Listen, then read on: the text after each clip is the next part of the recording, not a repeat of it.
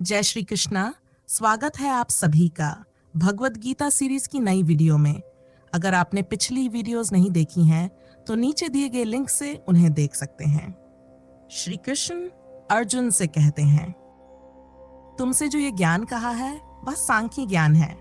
अब तुम कर्मयोग ज्ञान को सुनो। इस ज्ञान को प्राप्त कर समस्त कर्म बंधनों से छुटकारा पा जाओगे। चलिए अब इस श्लोक को गहराई से समझते हैं। सत्य तक पहुंचने के मार्ग अनंत हैं। प्रभु के मंदिर के द्वार भी अनंत हैं। तो अनंत तक पहुंचने के लिए मार्ग भी अनंत ही होंगे। जो लोग किसी एक मार्ग को पकड़ लेते हैं, जो मान लेते हैं कि बस यही एक रास्ता है, यही एक द्वार है, वे भी पहुंच जाते हैं। लेकिन जो सच में पहुंच जाते हैं वे कभी यह नहीं कहते कि एक ही मार्ग है, एक ही द्वार है।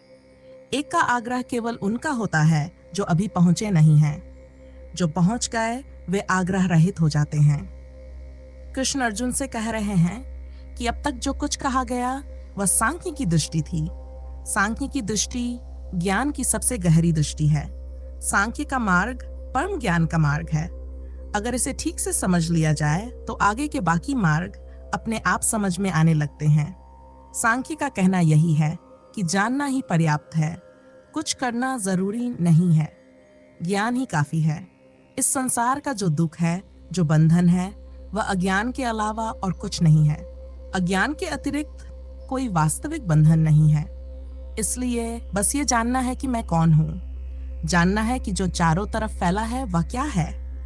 लेकिन सांख्य को समझना आसान नहीं है।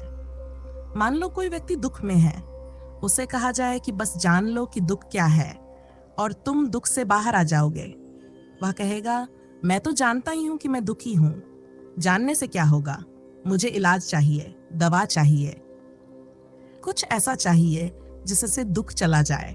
इसीलिए श्री कृष्ण ने अर्जुन को पहले सांख्य की दृष्टि दी, क्योंकि अगर सांख्य काम में आ जाए तो और कुछ कहने की जरूरत ही नहीं रहती, और अगर सांख्य काम में ना आए तो फिर आगे कुछ और कहना पड़ता है। सुकरात का एक बहुत मूल्यवान वचन है। उन्होंने कहा था, ज्ञान ही सद्गुण है। उनका कहना था कि जान लेना ही ठीक हो जाना है। लोग पूछते थे कि हम जानते हैं चोरी बुरी है, फिर भी चोरी छूटती नहीं। सुकरात कहते थे, तुम जानते ही नहीं कि चोरी क्या है। अगर सच में जान लिया होता तो छोड़ने के लिए कुछ भी करना नहीं पड़ता।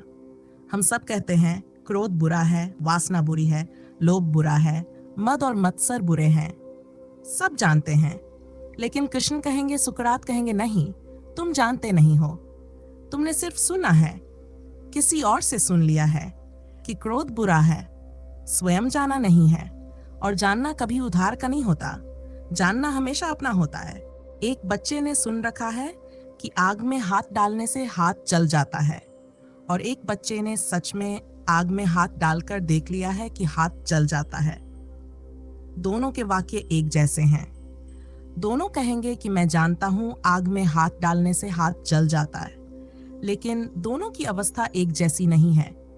जिसने सिर्फ सुना है वह हाथ डाल भी सकता है, और जिसने जान लिया है वह कभी हाथ नहीं डालेगा। और जो सिर्फ सुना हुआ जानता है वह हाथ डालकर फिर कहेगा, मुझे तो पता था कि हाथ जल जाता है, फिर मैंने हाथ क्यों डाल दिया? क्योंकि वह जानना वास्तव में जानना था ही नहीं। दूसरे से लिया हुआ ज्ञान ज्ञान नहीं होता। सांख्य जिस जानने की बात करता है वह उधार का जानना नहीं है, वह ऐसा जानना है जो स्वयं से आया हो। सांख्य कहता है कि आत्मज्ञान कोई नई खोज नहीं है, वह सिर्फ स्मरण है।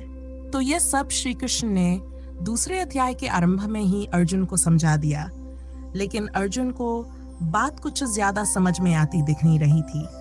तब श्री कृष्ण ने आयाम बदल दिया और अर्जुन को उसका क्षत्रिय धर्म याद दिलाने लगे। ये अपने आप में बड़ी दूर की छलांग है। अभी तक तो बात हो रही थी कि आत्मा ही तुम्हारा सत्य है, और अचानक चर्चा वर्ण पर आ गई, समाज पर आ गई कि देखो समाज तुम्हारी निंदा करेगा, तुम पाप के भागी कहलाओगे, स्वर्ग नहीं मिलेगा। उन्होंने अर्जुन का मन पढ़ लिया, समझ गए कि आत्मज्ञान और तत्वज्ञान की बातों का अर्जुन पर अभी कोई खास असर नहीं पड़ रहा। तो जिस चीज से अर्जुन बंधा हुआ है उसी का सहारा लेकर उसे प्रभावित करने की कोशिश की गई। अर्जुन सामाजिक संस्कारों से बंधा हुआ है, धार्मिक रूढ़ियों से बंधा हुआ है, उन धारणाओं से बंधा हुआ है जिनमें यह सब भरा पड़ा है कि नैतिकता कैसे निभानी चाहिए, पाप पुण्य के क्या नियम हैं, पुण्यात्माओं को स्वर्ग कैसे मिलता है। और इंसान का महत्व इस बात से तय होता है कि समाज उसे कितना यश देता है, और अगर समाज निंदा करे तो वह मानो डूब मरने जैसी बात हो जाती है। अर्जुन इन्हीं सब के बीच जी रहा है, उसकी सोच इसी तल की है। तो कृष्ण भी उसी तल की भाषा में बात करते हैं, उसी स्तर को संबोधित करते हैं, लेकिन उससे भी बहुत लाभ नहीं होता। तब कृष्ण कहते हैं कि अब मैं तुम्हें कर्मयोग का उपदेश देने जा रहा हूं। तो ये जो श्लोक मैंने वीडियो के प्रारंभ में पढ़ा, उसमें कृष्ण कहते हैं कि यदि तुम ये सोच रहे हो कि ज्ञान प्राप्त करने के बाद भी अगर संस्कारों के विरुद्ध, समाज के विरुद्ध, नीति के विरुद्ध कर्म करोगे तो तुम्हें उसका फल झेलना पड़ेगा। तो अब मैं तुम्हें असली कर्मयोग बताता हूँ। इसे जान लेने के बाद तुम इस डर से मुक्त हो जाओगे कि सामने खड़े शत्रु दल का वध करने पर तुम्हें घातक परिणाम भुगतने पड़ेंगे। अर्जुन डरा हुआ है कि अपयश होगा, लोग कायर कहेंगे, पाप लगेगा, और पाप लगेगा तो नरक भोगना पड़ेगा।